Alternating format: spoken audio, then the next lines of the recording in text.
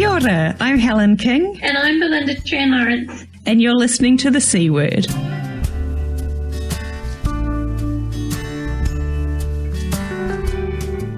So welcome to our first episode. If you've tuned in and wondering what the C-Word is, this is a show about life after a cancer diagnosis. Cancer being one of the biggest killers of Kiwis, most people have a friend or relative that has had some form of cancer, and is what brought Belinda and I together when we were both diagnosed with the same type of HER2-positive breast cancer in 2018. Helen, I contacted you after I saw your story published on Staff, didn't I? And it's hard to remember timelines now, but I had been diagnosed not that long previously and started going through my journey. I think I was in chemotherapy at the time, and I saw this photo in this big double-page article that showed this amazing, strong woman, and I didn't have anyone in my life who I knew had breast cancer or really was going through anything similar and was feeling very isolated, and came across this article and got very excited, as you do, and went, oh, look, there are other people like that out there. And then, as I do, because I'm that kind of a person, I decided to stalk you on Facebook. And I think I sent you this message like, I know this is really, really weird, but do you mind keeping in touch with you? And you very kindly did not treat me like a stalker, and you replied. So that's how we met. Yes, that is very true. And I remember when you messaged, and I kind of felt like I clicked with you quite quickly because I just really connected with the things that you had experienced and what you were talking about. Because I think when that story was published, I just finished my radiation treatment, and I was still having Herceptin, but I was still feeling a lot of those things, of feeling like I was kind of isolated. I just felt so exhausted from the treatment I'd had, and just really didn't know, I just didn't know how to pick up my life after all of that happened. So it was, I think, one of the best things to come out of, sharing my story in that way has been meeting people like yourself and other women who have gone, yeah, that's exactly what it was like for me having breast cancer and going through treatment. And what I love so much about first your article and then talking to you is not only was I feeling really isolated, but I was just feeling a complete disjunct between what I was feeling and experiencing, because I was in chemo at that stage, and chemo was hitting me really, really hard. And what I saw portrayed as women with breast cancer, and I was going through quite a bit of guilt at that time. My oncologist had said, oh, you'll be fine in chemo, it'll be fine, and it wasn't fine. And all the imagery that I was seeing and all the resources that are given to you that are in support and that kind of thing, they all seem to be fine. They're all pink and cheerful and wandering off into the sunset. And that wasn't my reality. It was much more messy and lonely and scary. And of course there's anger and there's all sorts of things going on. And in the article you did portray quite a few of those things. And then when I got in touch with you, it was like, oh, actually, it is shitty, and I'm not sure if I'm allowed to say that word on the radio. But this is the reality of it, and we can talk about it. And I did. That made so much of a difference to me. Yeah, and I relate to what you were saying there, that and this has been one of my bugbears as someone who's had breast cancer, is that idea that it's pink and lovely because it's breasts. And I know someone has said to me that they've heard it described as the nice cancer or the friendly cancer, and that has always annoyed me, because when I came out the other end of my major treatment, I felt like I'd just walked through a fire. And I mean, I was bald and bloated and, hot from menopause, and I just felt like I just didn't know what was going on. And that is the reality, isn't it? And I think that's why I love the idea of this radio show and podcast when you came up with it. It's like we can talk about what the reality of cancer is like for us, because it is different for everybody.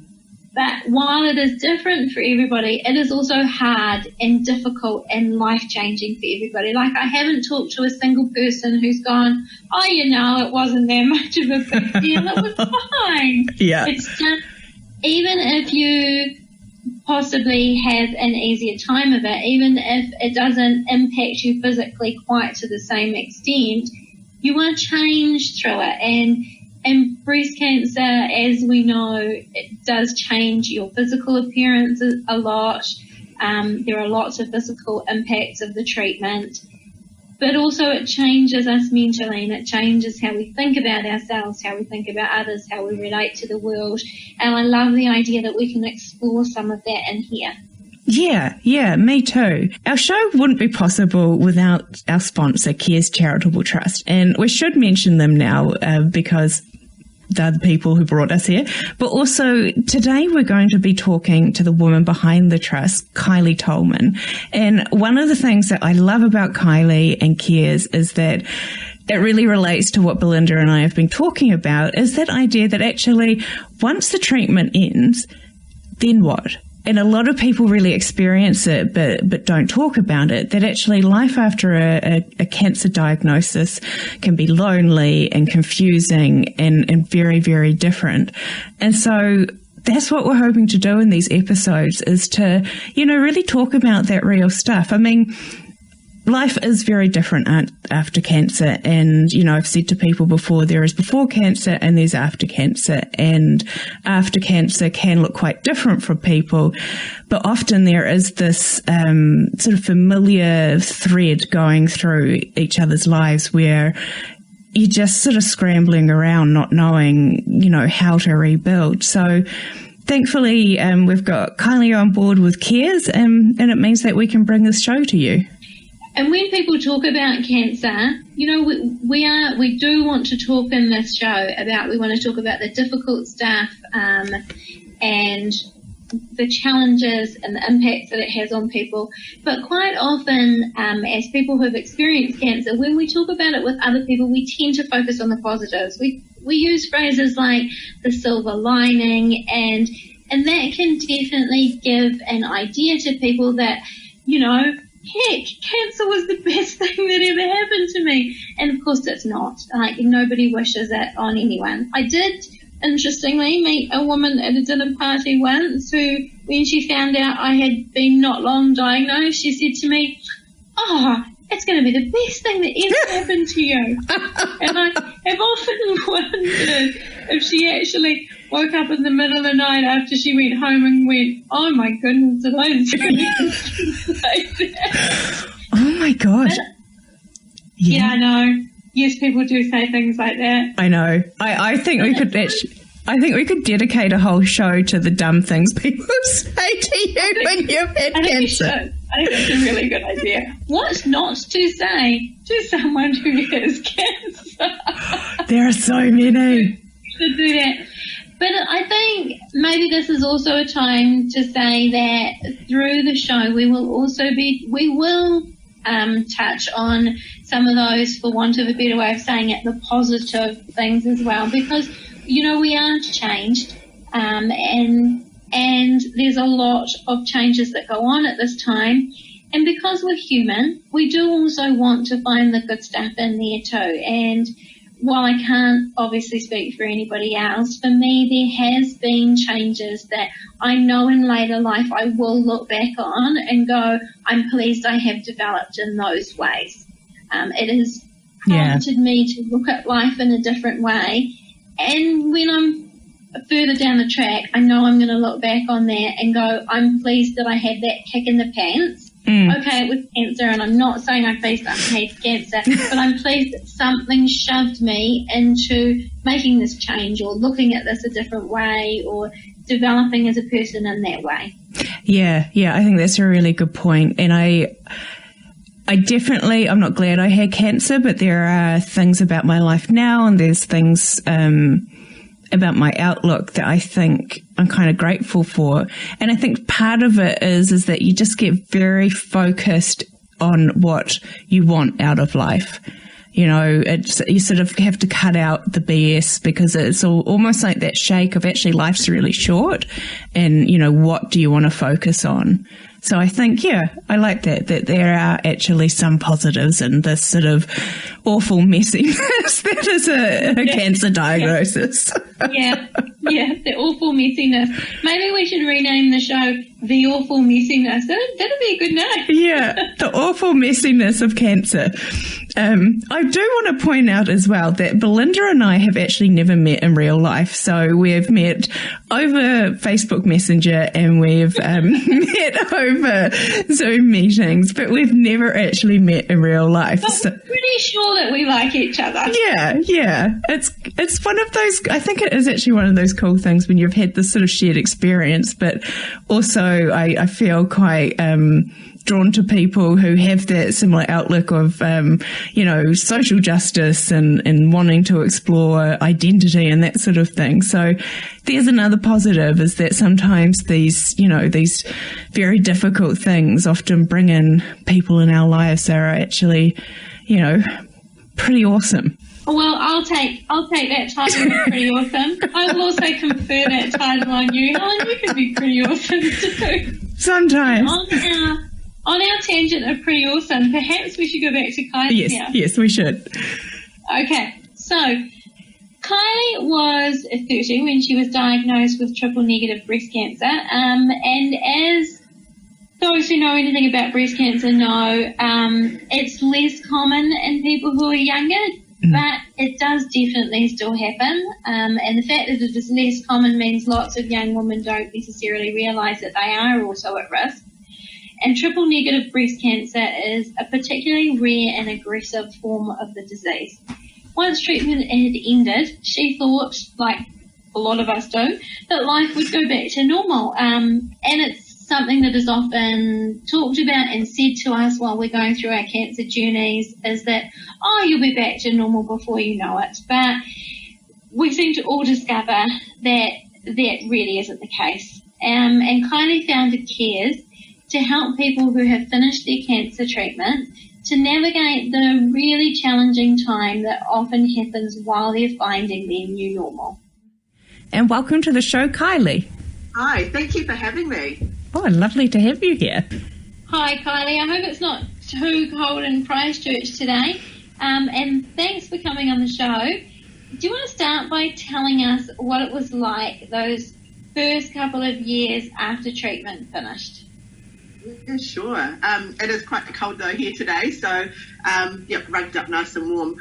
So first couple of years after treatment, I was really confused. I was angry, I was frustrated, and I didn't quite understand what was going on. I thought I was being a bit ungrateful, having got through all of this treatment and then not having this gratitude and being super happy like I thought I would have, like you see in the movies.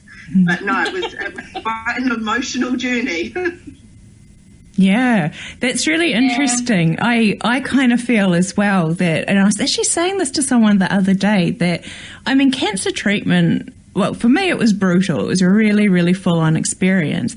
But the most challenging element of it has actually been the afterwards, and I'm 2 years out from my diagnosis and I still don't feel like my life has come back together. I don't actually know whether I have a new normal or what that is.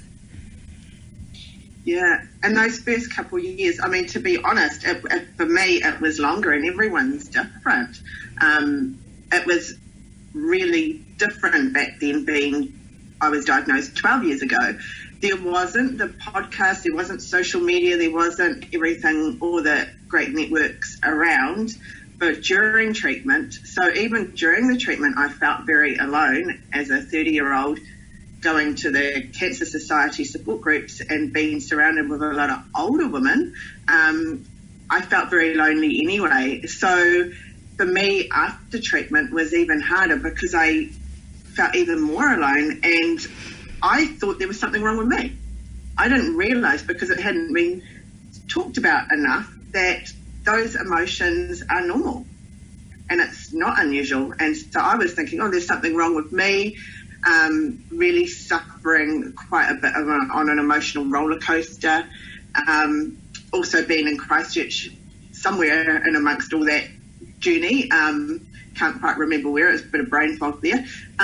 We also had the earthquakes to contend with, so there was so much emotion. So for me, it was definitely probably more like around 4 years down the track that started realising that I needed to work on myself and that it wasn't normal. You've had quite a complicated journey, haven't you, Kylie? Did you want to briefly tell us about some of that? Yeah, I was diagnosed with triple negative, which is a little bit more rare type, and was only 30 at the time, which unfortunately now young women are being diagnosed a lot more commonly. But 12 years ago, it wasn't really talked about, or there wasn't the networks around to see that. Went through a process of having a mastectomy on my left side, and because of being young, before they would start the chemo, they wanted to do a round of IVF and embryo egg collection to store as embryos. So that itself, we had one shot before chemo started. I ended up with overstimulated ovaries, which normally they would have bought that IVF session, but because chemo had to start, they had to carry it on, and I was very sick from that too. Ended up with a whole pile of eggs. I can't even remember the number. It was hideous. It doesn't sound like fun. No. And then obviously chemo, and I was fortunate not to need radiotherapy, because we had lots of clear margins. I'd had 18 lymph nodes out, so it was definitely lots of clear results there. But because of the type of cancer being quite aggressive and rare, and it was stage 3, it was a really aggressive course of chemo that I had to have. After that, I started my reconstruction. I had implants put in. At the time, I didn't have any other options because I didn't have enough fat to take from other areas or anything like that. Like, I'm such a small frame. So, and being young, I didn't really get any other options. I just kind of went with the flow. But like, as we do with cancer treatment, step by step, you're going through the motions. You're moving from one process to another. And I know we've talked previously, Kylie, about how you felt like you didn't really have the knowledge to navigate the system at that point. So you were really just going along with what was suggested to you, and maybe all the options weren't clearly outlined to you. Yes, definitely. Yeah, because I was young, everyone just assumed I'd have recon. And I mean, at the time, I just went with the flow, and I didn't question it. I didn't question, I guess as well, I'd been through so much. I wanted to feel and be normal again. So for me, having breasts again was my way of just moving on and being normal. But yeah, it was an interesting journey. I found 8 years later that one of my implants had ruptured. And then when I went for the scan, they realised that both had ruptured, so I don't know how long for. At that point, I chose not to get them replaced. I wasn't feeling that well myself, and I learned a lot more about silicone implants. And there had been a lot of stuff in the media around the time of the ones that were causing the ALCL cancer, which is a non-Hodgkin lymphoma cancer that some of the silicone implants were causing, and the type I had was those exact ones. Oh, wow. So once I learned that, I was like, no, I'm not getting them replaced. I'm not putting my body at more risk. And I also didn't want to have to keep having them redone every 10 years, which is what I had been told. So, yeah, a bit of a no-brainer. I guess been a bit older and having done a lot of work on my mindset, on myself, and a lot of self-love and accepting what I've been through, I didn't feel I needed them anymore. Wow. It must be, and I know both of you now are part of the No Titty Club. I'm part of the One Titty Club. Is that what we're calling it? Sorry, I know. I was thinking, what do I call this? But I planned it. You know, that decision's so interesting. Flat and fabulous. I've never heard it called the No Titty Club. No Titty Club. We should trademark that name, definitely. Yeah, I'm the One Titty Club. But it is such an interesting decision, isn't it? And because I wasn't offered reconstruction straight away because of the size of my breasts. Silicone wasn't going to work, and because my BMI was higher, the type of reconstruction would have made it a huge surgery. And I don't know that I will have reconstruction, but I really admire, both of you for choosing. Actually, no, I'll have none, because it is. I think our breasts are so linked. As much as we, can try and sort of detach from it, they are really linked to femininity. It's interesting you should say that, though, because I've had other people say to me, "Oh, you're so brave. I admire you so much for choosing not to have a reconstruction." And there's always a part of me that goes, "Really?" Because actually, I'm just taking the lazy way out here. I can't even comprehend going through another surgery. No. I'm just doing it because it's the easiest thing to do. Yeah. Yeah. What were the surgeon's response when you said, no, actually, I don't think I will have a reconstruction, Kylie? Oh, that was interesting. Yeah, she wasn't buying it. I had to really convince her. She wanted to leave the skin saving surgery, and leave the dog ears. Oh, yes. Which I was like, no way. I had to really convince her to take the whole lot and have the whole lot gone and leave a really nice tidy scar. She was certain that I would change my mind later. Wow, that's really interesting. And did you have the same experience, Belinda, when you had, because you had a second breast removed earlier this year? Yeah, I did. I had chemo first, and then I had a mastectomy on the left side, so similar to Kylie. And then, and I wanted to get them both done at that point, and the surgeon convinced me to hold off. He wasn't happy doing both of them at that point, because I just had chemo really more than for any other reason. He said come back to him in a few months if I was determined, and it was a hard decision to make. As much as I thought it would have been an easy one to make in terms of the kind of person I am, what I value, where I am in my life stage, all of that kind of thing, it was difficult. And these things, I think, always are harder than we think they're going to be. And they're always more complicated and complex than we think they're going to be. But I did, in the end. I was happy to have that time. And looking back, I'm still really happy I had that time to sit with what it was like having one breast. I found that I did not want to wear a prosthesis, not at all, not under any circumstances. I did have some interesting conversations with people about that, even my mother, and I'm sure my mother will listen to this, but I'm sure she also won't mind me saying this, but she would keep saying, well, but the clothes would fit better if you were wearing a prosthesis. And I'm like, yes, but maybe the clothes should fit me, Mum, instead of me having to fit the clothes. Yes. So, yeah, I sat in that interesting space for almost a year and then said, no, actually, this just doesn't feel like me. I would like to get another one on. And I guess I was a bit older than Kylie, a good bit older, so I didn't possibly have quite so much to push back. I had 3 children. I was pretty determined. So yes, I did get a little bit of, oh, but you'll probably change your mind. Oh, but you're still so young. I was 43 when I was diagnosed. But you're still so young, so you'll want to get a reconstruction. You'd be happier that way. I didn't like the idea of someone else telling me what would or would not make me happy. So I just kept pushing, and in the end there was an acceptance of that, and none of it's easy. You know, people who say, oh, you know, I'm so happy I'm flat now, and yes, I am. Absolutely, undoubtedly, I'm pleased I made the decision I made, but that doesn't mean that it's easy.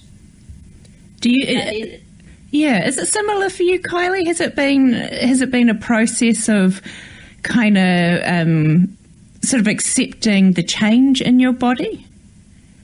No, I was looking forward to being flat. Wow, and I don't use any prosthesis, and I love being flat. Wow.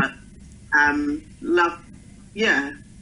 lot of acceptance around my body image, I guess now. Yeah. And I rock bikinis, and I don't care what anybody thinks. And but it took a lot of work on my mindset to get me there, I think. Definitely because it's quite a bit further down the track, and maybe because I tried the implants and they didn't work for me, and I don't know. But I was in the One Titty Club for 2 years. Thank you. I'm a bit OCD, well, not OCD, but I like the symmetry. Yeah. And I didn't, so now that as long as I'm even, I don't actually care whether it's, you know, none, whatever. I'm even and I'm comfortable with it. So, yeah. Yeah. And I was thinking as you're talking, you know, about C.A.R.E.S and how it came to be. And I know that you started looking into it at the beginning of last year and then sort of made it official. What was really the catalyst for creating the foundation? Because I know you've talked about, and we've all talked about that difficulty after the diagnosis. But was there something that really made you go, actually, I want to start something to help people?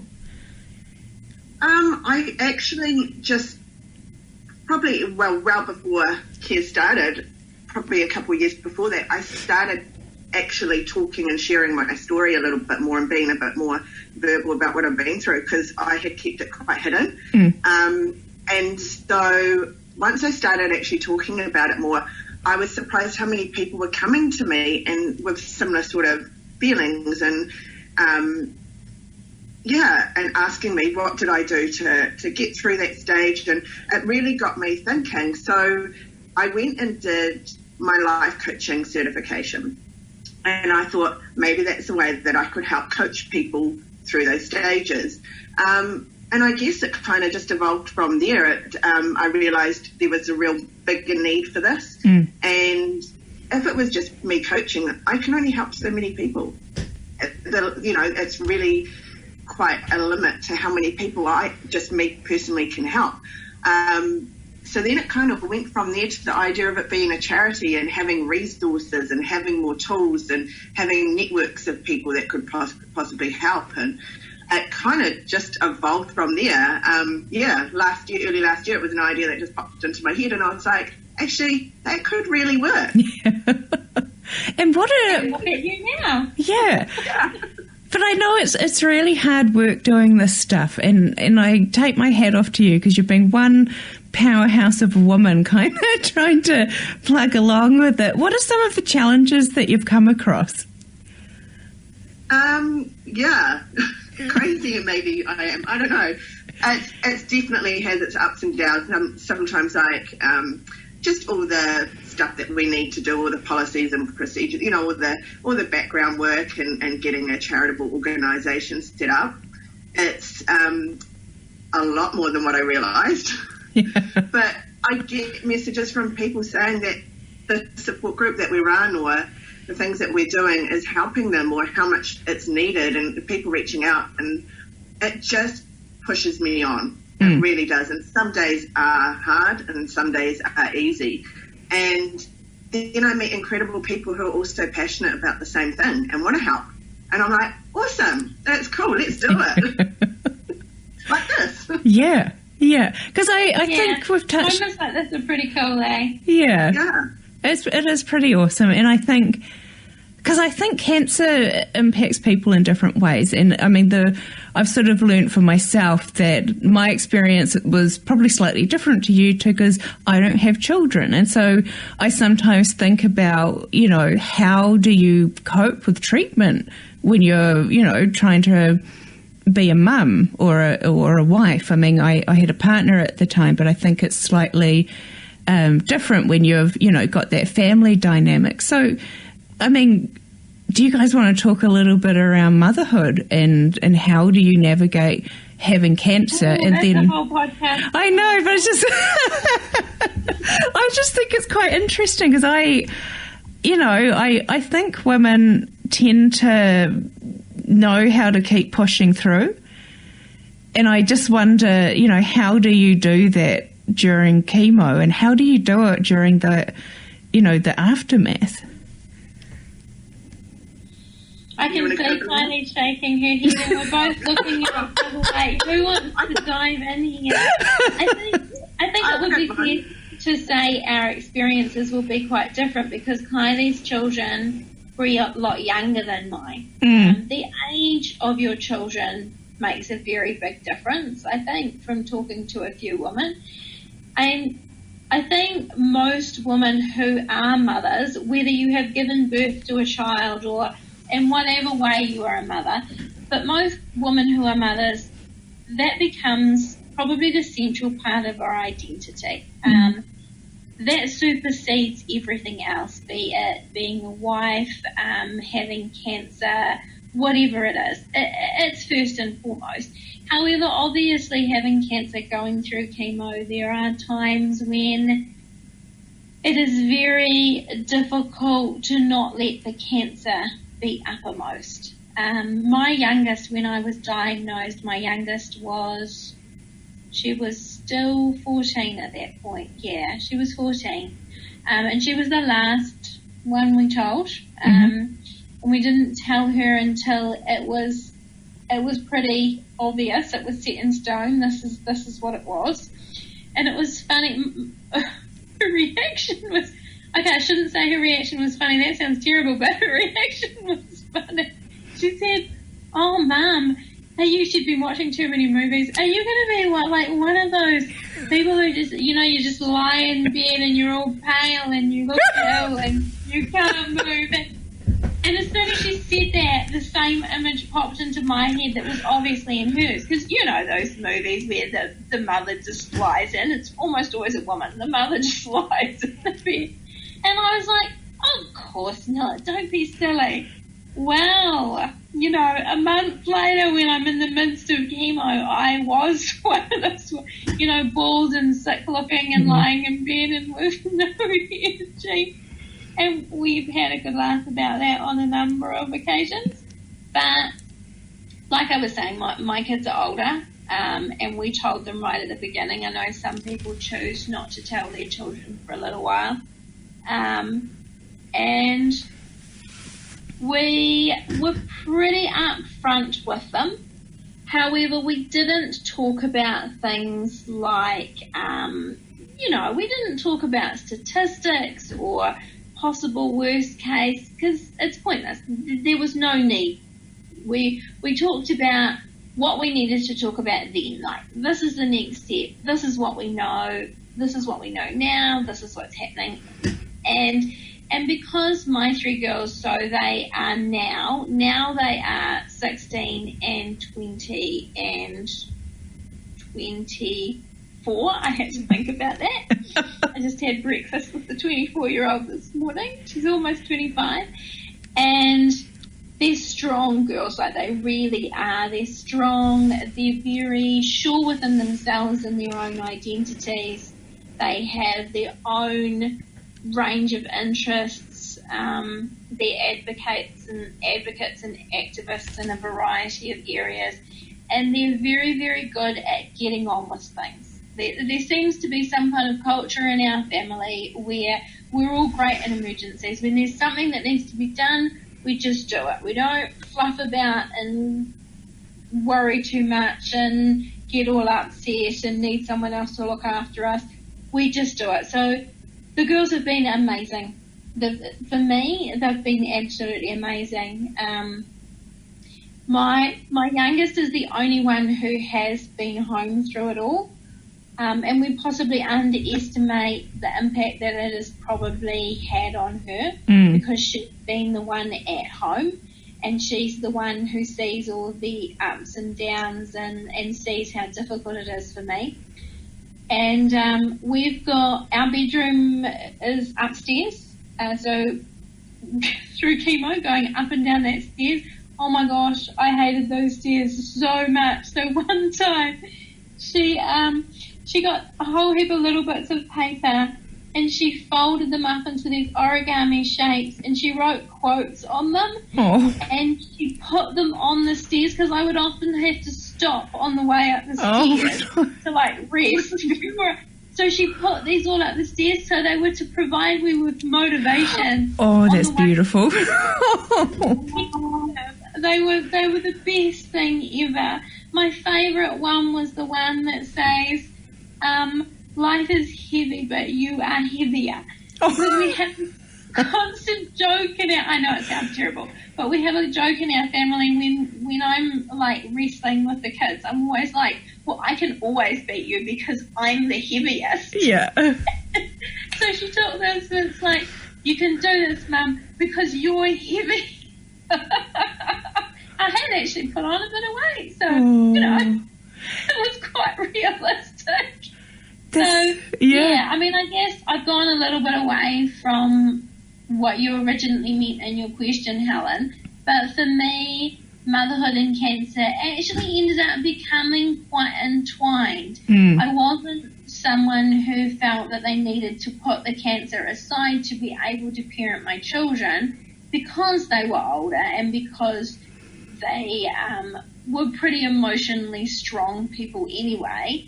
It all just became part of it. And I'm sure it might be interesting in the future for us to interview some children of people. Yes, yeah.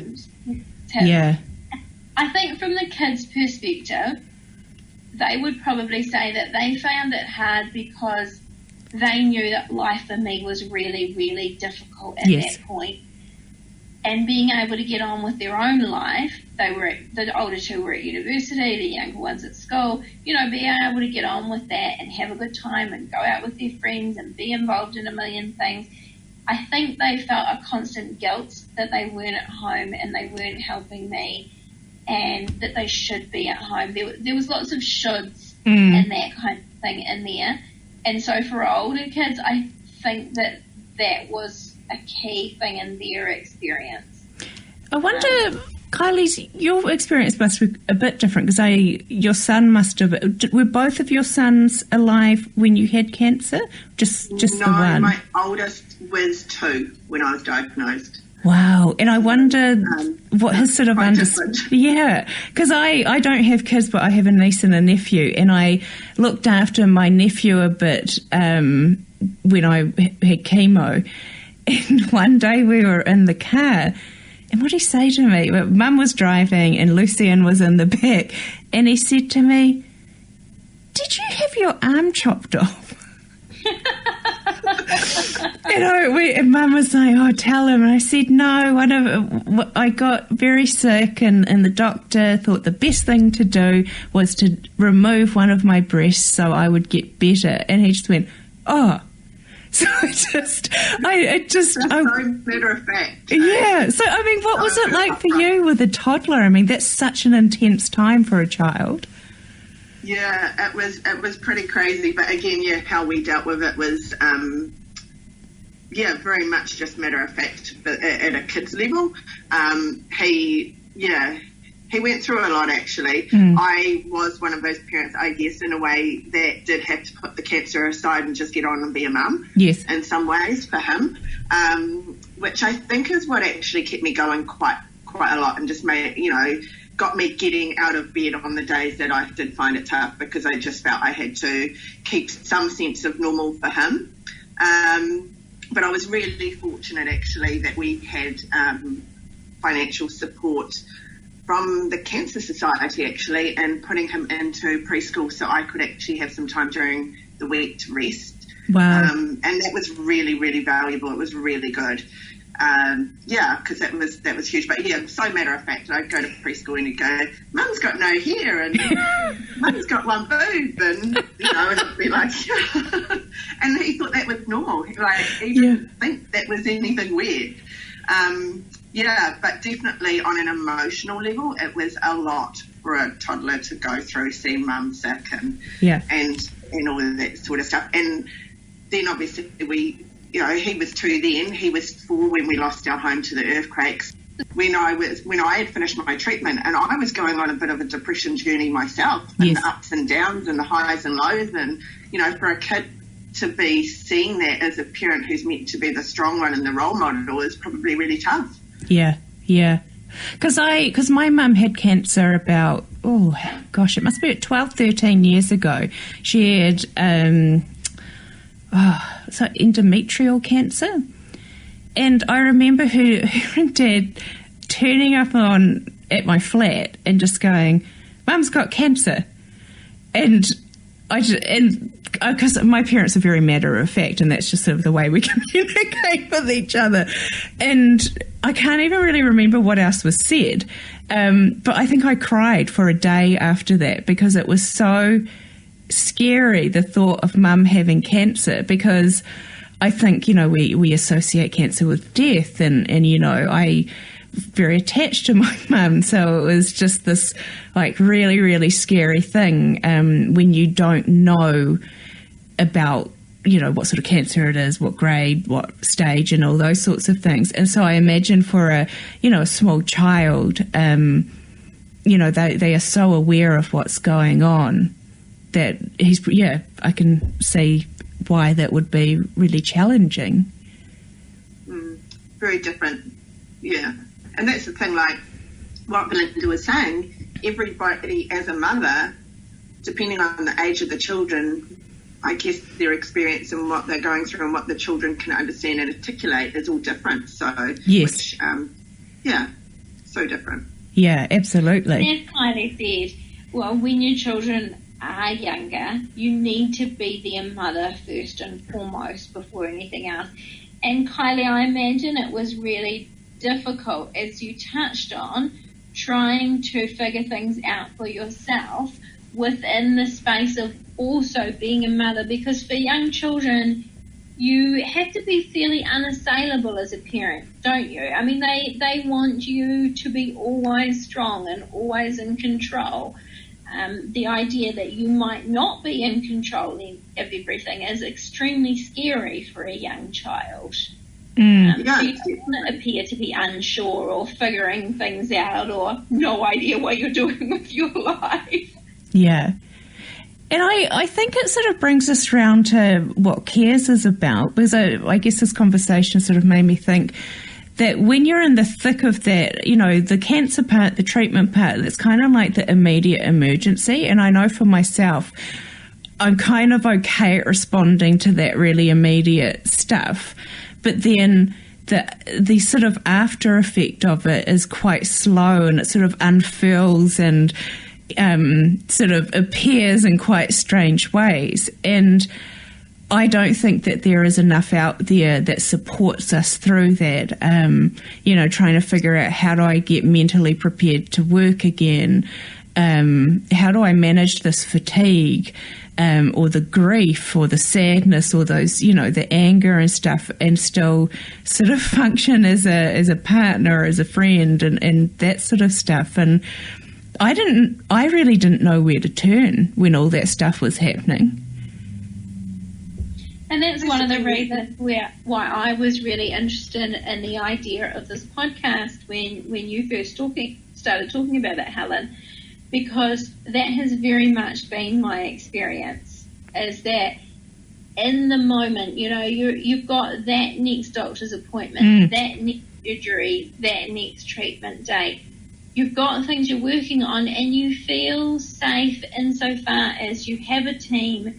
You're meeting with one or more of them on a regular basis. Someone is telling you what to do, when to do it, what to expect. You've got a number to call. if things don't feel right for you, and then suddenly, and it is so much more suddenly than I expected it to be, suddenly all of that safety net, that structure, that framework around you is just taken away. And there's an idea that you're supposed to be ecstatically happy at that point. My oncologist, when I said to him, what now? He's like, go off and live your life. Yes. And I'm still trying to figure out what the heck life is now. Yeah.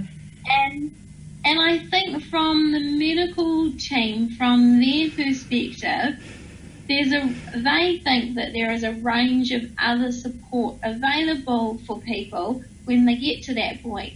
And depending on where you live or what your access to different services are or what you're aware of, there either isn't any or it's quite difficult to find and to assess what is pertinent to your particular situation. And there's a heck of a lot that then rests on your shoulders. You're exhausted and you're traumatized from what you've just been through for the last year or 18 months or whatever it is. Realistically, nobody's journey is really going to be shorter than a year. No. Is that what you're finding, Kylie, with the people who access C.A.R.E.S? Is there a common sort of theme in that? No, not really, because sometimes it can vary for everybody. And when those emotions catch up with you, because like Belinda said, when you're going through treatment, you're on autopilot. You're going through the motions. And then when that stops, for some people, the enormity of what they've been through can happen instantly. And for some people, it might take a couple of years. And just one day they'll be going about their day and something will trigger them and it will just all flood back and start from there. So everybody is really different, I think, and also with all the different types of cancers and the different types of treatment out there. It is very different. But the support, there is, like Belinda said as well, there is some support out there for people depending on where they live and stuff like that. But a lot of it does tend to have quite long wait lists as well in some cases, because the mental health system is overloaded anyway, as we all know. So the wait list then to see a clinical psychologist could be quite a while. And as women, we don't normally ask for help until we're desperate. And then you ask for your help and then you've got to wait 6 months to get it. Yeah. And that's, in 6 months, a lot can happen to somebody's emotions and it could turn dark quite quickly. And C.A.R.E.S is all about having that support there and having just a support network of people that get it and understand and can reach out and support each other as well and just have those conversations happening. It's really important. And isn't it funny what brings it up? Because Facebook is so good at reminding us of what happened last year or 2 years ago. And for me at the moment, 2 years ago I was in the process of that diagnosis and mastectomy, and I'm the same as you, Kylie. I had a fertility treatment and then bang into menopause and chemo. But this time last year, my body really took a thrashing from chemo, and I had 2 surgeries last year to repair things that just didn't go well from chemo side effects. And one of them was I had this tiny bit, it was kind of like the join, I guess, of an incision that never healed. And so I guess it's at that brow line, so it was always going to be a difficult one, but then having the radiation really destroyed the tissue. And so I got my dog ears repaired, and he sort of tried to repair that. And this is probably a little gross, but it actually turned into a hole. And I am so glad I'm numb on that side, because I had lymph nodes removed as well, because it just, the skin was so damaged from the radiation. And so that was one more thing to deal with, that I had this hole in the side of my body that needed almost, I remember I ended up going to the district nurse or the public nurse for 2 or 3 days a week to get the dressing changed. And they were, I mean, I love nurses and they were amazing, but even just the energy it took to have that, and it was one more thing that was being repaired, and that really sent me over the edge. It was just like, I can cope with everything else, but my body falling apart in the way that it did it just sort of was a bit too much by that point. You had a hole in your... I had a hole. You told me about this. I vividly remember when you told me about this, and that you were struggling to keep going, and I think I said something to you like, for goodness sake, go to bed, pull the covers over your head. You don't have to cope with having a hole in your body. I know. You're allowed to fall apart. Yeah, it really did send me over the edge, because it was just like, are you kidding me? That's insane. Yeah, but thankfully it is no longer. Those nurses just, they fixed me up. But it is sort of this constant battle of repairing your body after chemotherapy, and the mental kind of stuff. Yeah, I think that for me is an ongoing thing. And I don't know about you guys or other people in your networks, but I have found lockdown through COVID really triggered some of that stuff. Because it was, I guess for me, you know, the cancer, you can't see it. And it was this thing that was threatening, you know, it's threatening you, but you have no control over it. And all of a sudden, that was COVID. It was like we were being put into lockdown. There's a threat out there. And that sort of fear and anxiety really has come back for me. I think that kicked in for me at the beginning, when the cases first started rising in New Zealand, and there first started to be discussion about, okay, what is this going to look like? It's going to be really bad, and there was a lot of fear that was starting to be elevated in everybody, really. And I had just had my second surgery, so I had my second mastectomy in the midst of that. And I found when I came home from that surgery the next day, and this is what everyone was talking about, and we were having Zoom calls with our daughters in Wellington going, what's going to happen, how are we going to, and we're saying, we think you should come home. If you don't come home now, you might not be able to. And we were trying to help them with planning. This is what you need to have in the house. And I don't think I have ever been as anxious, or up to that point, I don't think I'd ever been as anxious as I was at that time, and I was starting to get quite panicky. We then had a whole other medical emergency that happened that was not me, for a change, was not me.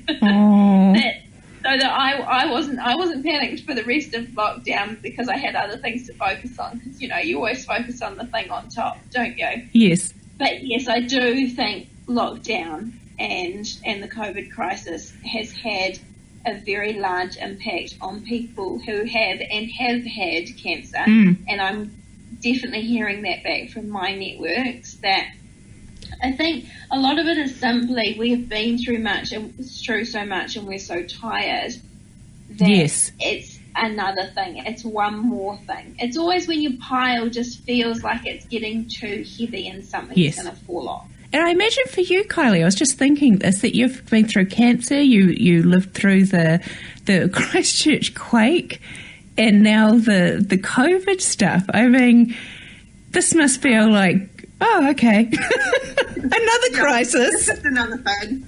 Yeah. Just another thing to deal with, Yeah, and we kind of, I guess we're kind of a bit tough down here now in Christchurch with everything, so we just take it on the chin with everything else and just get on with it. But definitely, though, for people who have had previous treatment or are still going through treatment and stuff like that, it's not been easy. Those that have had to go into self-isolation before or during treatment to keep away from all the germs and bugs and stuff like that, then having to isolate again can be a little bit triggering. Yes. So we know what to do, so we've kind of been there, done that, so we're well armed with the tools and the knowledge. but it can re-trigger, a bit like how you were saying, Helen, those anniversary kind of type things. It can re-trigger that, like, I've been here before, and the body and the emotions still holding on to that and the reasons why. And so it's definitely very, very strong, I think, for a lot of people who have been through treatment. Yeah. Do you know one thing I really liked about it? I'm not much of a hugger, which, Helen, you don't know yet because you haven't actually met me in person. But I don't love hugging. I never have done. And, you know, as soon as you get cancer, everyone wants to hug you because you're a poor cancer victim. Therefore, even though they know you don't like hugs, you're suddenly supposed to enjoy their hugs because you're a poor cancer victim. So I like the fact that when we have that now in our new normal, people don't hug anymore, and it's not my fault anymore. They don't get to go on at me about it. It's great. That's hilarious. I'm not much of a hugger either, and it's really funny because a couple of my closest friends aren't huggers either, and so we just fist pump. That's our little hello. How you going? That's funny. I'll have to remember that when I ever meet you guys, and hopefully Belinda, I might meet you soon. I won't hug. Just a fist pump, thanks. Honestly, I've gotten a lot better at it. I have gotten a lot better at accepting that it can be a nice form of greeting, but I just think it's interesting that now everybody is thinking about things that people who have had cancer and been through chemotherapy, we are used to thinking about that. My husband used to run interference for me and get very angry at people who insisted on hugging me when, you know, my immunity was really, really low, and they were doing it to make themselves feel better. They knew I didn't even like it anyway. So it's just like most bizarre thing. He wanted to get me a T-shirt printed saying, "Do not hug me." Back off. Oh, wow. Do you know, guys, we are at the end of our very first episode. We have managed to fill this hour with lots of different things, which is pretty amazing. But thank you so much, Kylie. It is really cool to talk to you and have your support and have the support of C.A.R.E.S. If people are interested in getting in touch with you, what's the best way of doing that? Jump onto our website. So we've got our website there, www.carescharity.org.nz. You can subscribe to newsletter there. It will tell you of any upcoming events, any support groups, speaking events or workshops that are coming in the pipeline. And also there's a link in there to our closed Facebook group. The Facebook group is really awesome for the day-to-day support and any resources and stuff like that will all be fed through there. So yeah, that's the best way to do that. And over time we'll have more resources and more things that people can access as well. Yeah, and we'd love to have you back on regularly and we can catch up and talk about all the different things. I mean, there's never an end of things to talk about when it comes to cancer, which is both good and bad. Yeah. Awesome. Great. Yeah, definitely. And also, when we've got events coming up to come and talk about them and be great. And thanks so much for coming and having a chat to us today, Kylie. Helen, do we have a cute little sign-off-y thing, or are we just going to do the awkward, how do we... No, we do have a little sign-off. I've got thanks for listening, and thanks to C.A.R.E.S Charitable Trust for sponsoring our show. And also to Marnie Harris for the title track that we're using, and that is That Day. So join us every Sunday at 11:55 a.m. on Planet FM 104.6, online at planetaudio.org.nz, or find us on Spotify and iTunes. And if you missed any of that about where to find C.A.R.E.S, if you're interested in finding some more support after your cancer diagnosis, visit C.A.R.E.S at carescharity.org.nz. Thanks so much for listening.